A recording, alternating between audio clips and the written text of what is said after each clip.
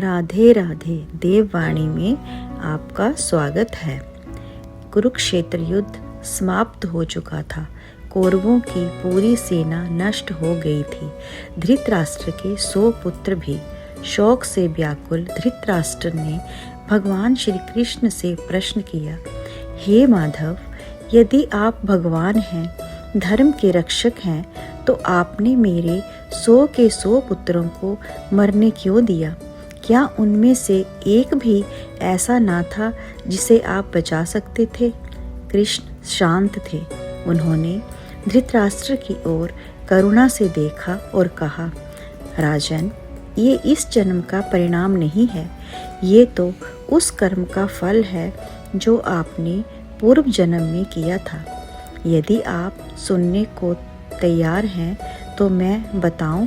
धृतराष्ट्र ने विनम्र होकर कहा, कृपया बताइए प्रभु।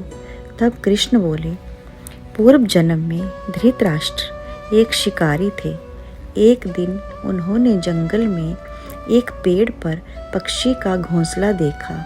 घोंसले में 100 अंडे थे। किसी कारणवश या केवल क्रूरता के भाव से उस शिकारी ने 100 के 100 अंडों को नष्ट कर दिया, जिससे उस पक्षी माता का वंश समाप्त हो गया।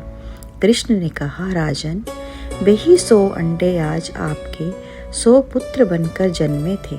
जैसे आपने किसी के वंश को समाप्त किया था, वैसे ही इस जन्म में आपके वंश का अंत हुआ। ये दंड नहीं, कर्म का अपरिहार्य परिणाम है।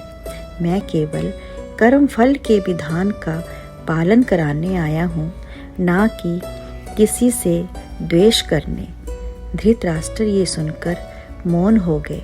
वे समझ गए कि कर्म कभी समाप्त नहीं होता, केवल समय आने पर फल देता है। राधे राधे। ऐसी और कहानियाँ सुनने के लिए मेरे चैनल को लाइक, सब्सक्राइब और शेयर करें। राधे राधे।